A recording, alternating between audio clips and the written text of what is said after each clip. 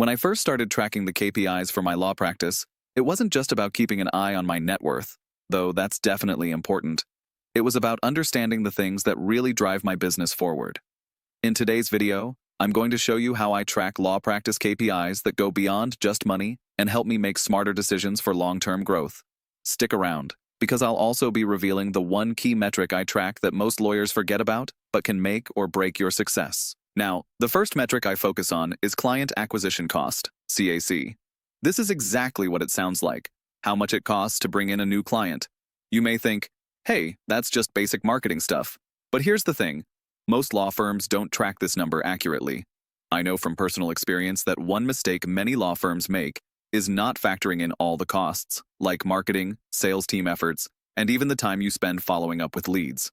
The key here is knowing exactly how much you're spending to get each client, so you can optimize your strategy. If you're spending more than you should, you'll need to adjust, whether it's tweaking your ad campaigns or rethinking your referral system. The second KPI I track is client retention rate. And this is where things get interesting. Most lawyers look at how many new clients they bring in, but they don't track how many clients stay with them over the long haul. If you're like me and you've spent years building your reputation, it's more than just about attracting new clients, it's about keeping them around.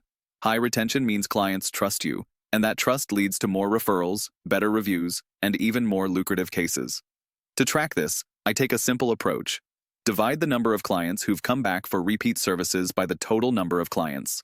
It sounds easy, but it's so often overlooked in favor of chasing new business. And then there's the average revenue per client. This is a huge one that you can't afford to ignore. The mistake a lot of firms make here is looking at revenue only in terms of case wins, but there's so much more you can measure. This includes upselling legal services or adding additional services that complement your core offerings. When I first started tracking this, I was surprised by the opportunities I was leaving on the table. My practice grew when I realized that sometimes a simple add-on service was the difference between a mediocre case and a highly profitable one. You'll want to look at the total revenue generated divided by the total number of clients to get an accurate picture of your per-client value. Now, something you may not have heard a lot about, but that I track constantly, is the case cycle time. This is the amount of time it takes to close a case from start to finish. If you're dragging out cases, your firm's efficiency is slipping, and you're missing out on taking on new business. Fast case resolution not only boosts your cash flow, but it keeps clients happier.